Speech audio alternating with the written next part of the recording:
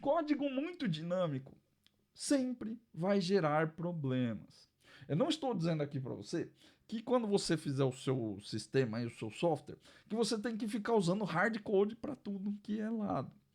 Não é isso. O sistema ele precisa reagir a dados. Né? A sua lógica de processamento reage aos dados.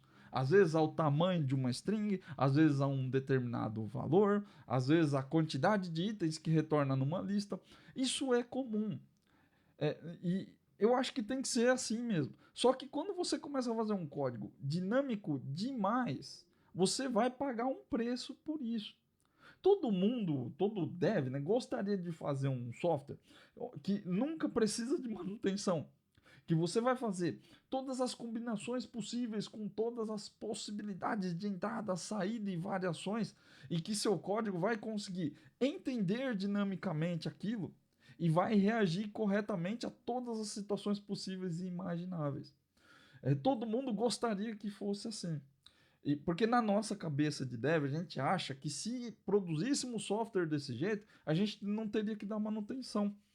Porque, ele reage a tudo, então, tudo que entrar aqui vai funcionar.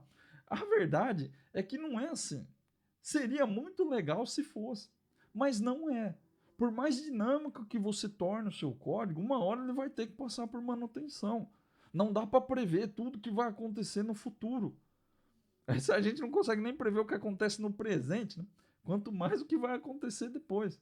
O software muda e a gente precisa aceitar as mudanças do software, não lutar contra elas. E quando você quer fazer um código dinâmico demais, você vai pagar um preço por isso. Ele vai ficar complexo. E esse é o grande problema. Primeiro porque é meio paradoxal, né? A gente tem dificuldade de escrever código simples. A gente, como dev, a gente gosta de deixar o negócio super dinâmico. Porque parece que, sei lá, a gente se acha mais inteligente quando o código é mega dinâmico e faz tudo.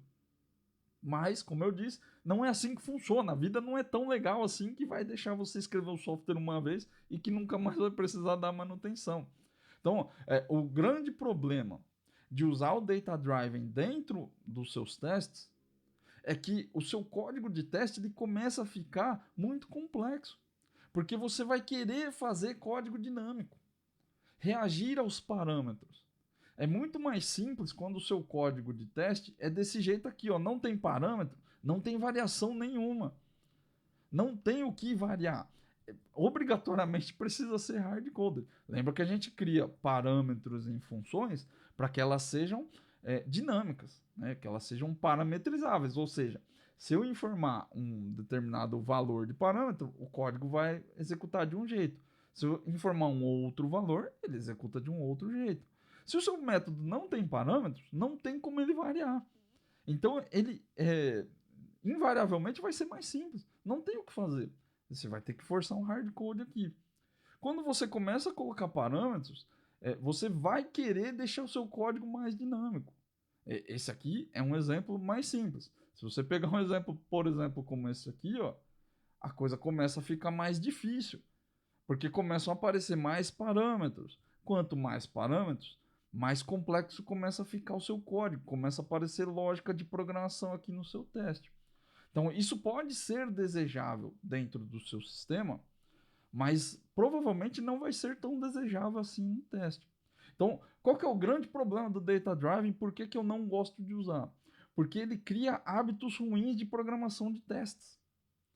Você acaba querendo levar o seu código mega dinâmico da sua aplicação para o código de testes. E isso vai te gerar problemas. Gera mais problemas do que vantagens.